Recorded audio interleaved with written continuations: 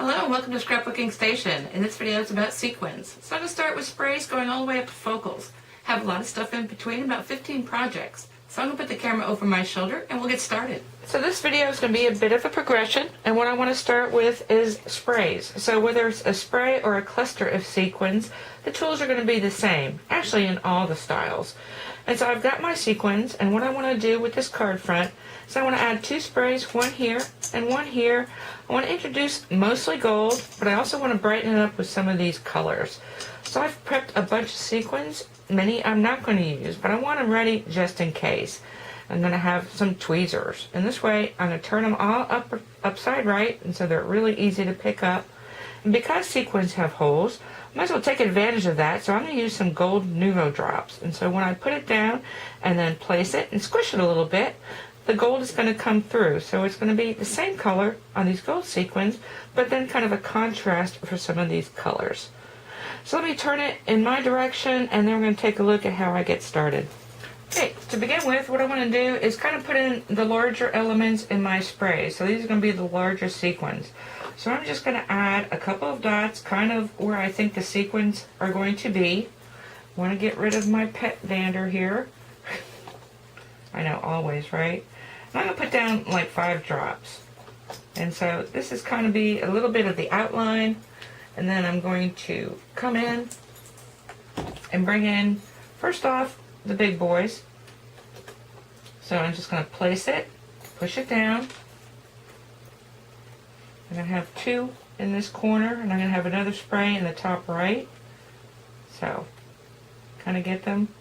I think a good rule of thumb, and you'll like your results better, if you, in your clusters and your sprays, touch some things and have some things totally not touching. And we're going to see more of that. So like I said, I'm kind of using the bigger pieces at this point. Okay, once I set down a couple, I'm going to tilt it, and I'm going to work on the other corner. So because I'm filming, I actually take a break and kind of edit to see, but I would just continuously flip and then flip. And so here, again, we're just going to kind of tack things on. I am kind of cognizant of the size that I want to put here, so this is going to be like a larger green. Then I'm going to start throwing in some more gold, because that's kind of the point of this. I'm working from the side, but I would absolutely work from straight ahead. And then maybe 2 together the same color. And then maybe 1 down here. And I'm going to start throwing in some of these little guys. So now as we progress through the video, I'm going to be doing less of actually putting down and just talking to where I'm going with them. So I like sequins because they're actually easy to work with, kind of hard over my shoulder, but because they've got that nice lip to them, they're easy to place, as opposed to say like a flat back pearl. And you can kind of do the same thing with stickers, like a dazzle sort of sticker, but you're not going to get the dimension that you do with sequins. Okay, I'm going to keep on flipping until I like it. Oh, I forgot one up there, so let me go ahead and add another gold guy. See, and sequins are all a little bit different. I've got some matte here. These are just shiny, and then these have little sparkles. At the very end, I'm going to tell you where I'm getting all my sequins from, because they come from various places. And I've got some recommendations for you. Okay, I'm going to flip and flip and flip, and then we're going to come back with the finished piece. And these are the way my sprays finished out. So 2 sprays over here. Of course, we're going to do the inside, so some of the same materials and elements, and then an envelope. So I did like this design a lot, and this paper happens to have different colors, and so I made a second. Again, kind of bringing in the colors that are in my balloons and in my background paper. Yeah, just really pretty. So both these cards were designed to have these sprays across them, but more times than not, maybe it's something you need in your card. And so I've got a set of Christmas cards here. And I'm going to show you the before and then the after. But what was happening is I had this big ribbon strip, or ribbon border, and then the bow but it was kind of boring down in here. So just, again, another spray, a little cluster of gold and white sequins. And that just adds a lot. Like I said, it's kind of an inexpensive, dimensional, low-profile way to kind of jazz up your cards. Scrapbook page is kind of the same deal. So in this scrapbook page, what I had was I had these copper birds with my sunrise here, and rather than matte to add copper, because those specialty cardstocks can get expensive, why not just add some spray of sequins? So I did that with copper. I also brought in some white in this project. And then lastly, kind of the same thing with this card, an afterthought. Needed something over here in the corner. Of course, you could use die cuts and pearls, but why not some sequins? We're going to talk about more combining them with other things. But this is just using those same Nuvo drops that I used to attach the sequins to kind of add little dots here. So anyway, I'm going to leave you photos of all this, and then last photo is my director, and then all the other stuff that we've got to cover. So if you have any questions about the materials other than the sequins I'm using in these projects, just leave a comment and I will address those. So now we're going to move to borders is what we're going to do next. So again, photos, and I'll see you in a minute.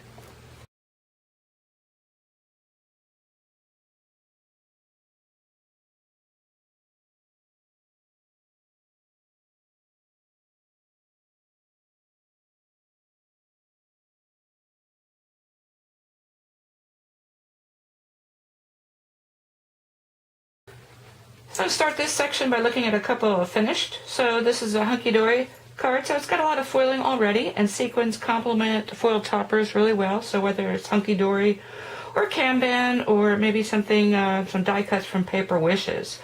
Just a string following the border on, in this case, the Adorable Scoreable. So it had a little scallop border, and I just alternated colors. Now you saw this one in the last video, and I wanted to kind of bring this up as something maybe doesn't work so well. And why? Because the sequins kind of look lost. There's nothing else on the front of this card that makes them feel at home. So I'm going to do this card again. And I typically like blended. So I've already got a set of sequins picked out.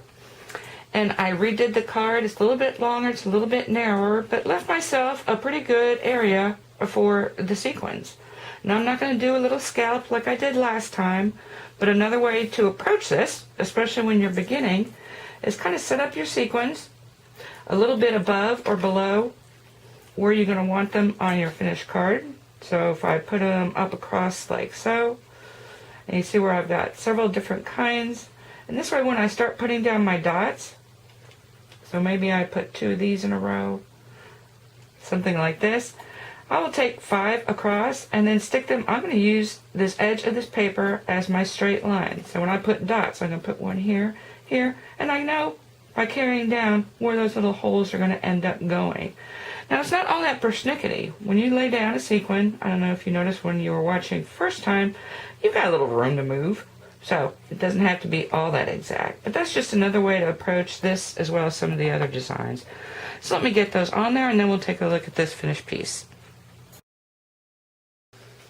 So this is how it finished out. So again, I kind of like the blended better than just the, spaced together evenly sort of look for this sort of thing, as like I said, as well as the sprays. But again, overlapping, actually stacked a couple here, left a gap or 2. So a little more natural looking. And, I don't always like to do one. So I did another one with my blues. So you're thinking, man, you got every sequin under the sun, and I thought I did. But I didn't have purple. No worries, because sequins are really cool, like most hardware, in that if you have alcohol-based markers, in my case I use Sharpies, and depending on what you start with is what you're going to end up with. So these create really nice blended purple sequins in different darker, lighter, some are transparent. They retain the sparkle if the sequin sparkly, or the metallic look, or kind of more of a flat look. So that's how I created this one. Okay, before I leave photos and borders, I wanted to introduce one more piece I'm going to work on, and that's going to be this one. I've already started it. So it's sort of a border. It's a wider border, but I would call it more of a cascade. So I've got my focal down here again, just a little bit of foiling. Actually, on this one, I use shimmer paints to color in my holly and berries there. So it's got a little bit of shine as well on the focal. Now what I'm going to do is just kind of follow along a line. I already started these end pieces and throw in some red cascading pieces. So kind of a border, kind of a pattern, which is the next section we're going to go to. So let me leave photos of these projects, and then we're going to move into patterns.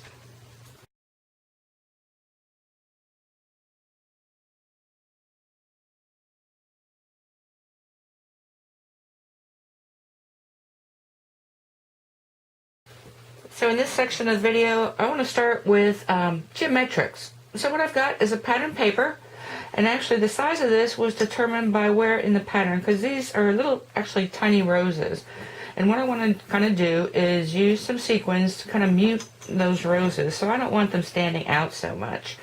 I already created my topper, and this is going to go over, so I know I don't have to put sequins all over the place. So I'm going to start with maybe the first 3 rows coming this way, and then about 5 rows coming up, and then figure out what additional sequins I need. But the process is going to be the same. So I'm going to put down 1, 2, 3, maybe 8, 7 drops, and then plop my sequins on. And what I'm hoping is that'll kind of smooth out that pattern. Then stick this on top. So pattern paper is one way to go with the geometric. Of course, your die cuts would work as well. So let's look at a second sample that I'm going to be working on. And this one's got beads in it. So what I've got, actually it is a pattern paper that I'm working against, but what I did is I took a cutting die and I cut into my paper. And this way I'm going to be working, let's look at this one that I finished already. So I'm going to be working on places on this little trellis kind of looking thing. Again, I kind of got a topper here. So I want to make sure that I've got sequins that are going to show through some of these gaps. So I'm probably going to go ahead and do it all the way. This one's already been back with some foam squares, so I know where those are going to be as well. So now when I put on beads, I like to try and do it in one shot. You could put the sequin down, wait for it to dry, add another drop of glue, or in my case, Nuvo drops, and then plop the seed bead.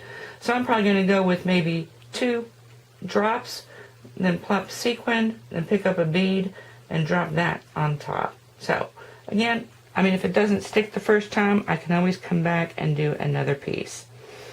And lastly, so die cut, either, like I said, this one's cut in, but you could just place a die cut on top that's got some sort of geometric pattern. And then the last one, I used an embossing folder. So this piece is already finished. I'm just going to place the spray of roses right on top like this. But I just used the pattern in my embossing folder. This one I wasn't so persnickety of figuring out where these things were going to begin and end. And so if I were to add this last row of green, they would actually been off the card. So I just chose to use a different color and position them a little bit differently. So let me plop all these on here, and then we'll take a look at the finished pieces. Okay, and looking at these finished backdrops with the patterns, what that looks like is really a specialty paper or a specialty cardstock. So I would go ahead and put die cuts on top. It's just that I would use more dots. So usually I do like 4 dots of liquid glue. In this case, I'd put closer to 8 to 10. And this way I know it's going to catch somewhere on my sequins or on the backing paper. So let's go ahead and open this up. So again, just kind of more of the same elements. Made the envelope for that. In this case, a lot more sparkle. Of course, I've got the holographic back there, kind of coincide with my sparkly sequins. And inside's a little bit more fancy. So got that. And that envelope.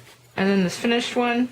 Again, when I put the sentiment, just a couple more spots of glue, because you're not really sure when you're putting it down what's going to be able to touch these sequins. So again, really pretty, and just added a couple more die cuts. So I did talk about die cuts, and so it doesn't have to be squares or diamonds or anything like that. And so I've got a couple of cards here. I actually made these quite a while ago, but following the bubbles for my seahorses. So just adding several sequins. This is raised up, and so are these. Again, I've got kind of metallics as my wraps, and then cut the bubbles in metallic. So I've got those two. Now I want to move to patterns that are more images. Again, this one's kind of using a die cut where I've got holly berries that I've done with my sequins. So holly and then the berries, and this goes well if you use sequins in your shaker card. Why not use sequins in your embellishment? Okay, I want to do another pattern, or another couple patterns. This one's going to be adorning a dress. So right now my sequins are loose and I've got a couple of beads here. But what I want to do, when I'm following kind of a natural pattern, is I want to find the dark spots in my pattern. And so I'm going to move some of these larger purples and blues into the dark spots. And I am going to use different color Nuvo drops. Again, you could always just use basic kind of clear setting glue. But I've got blue for the blue and then purple. Then I'm going to fill in the rest of her hem there with some clear white. So let me get that done and we'll be back with this finished piece.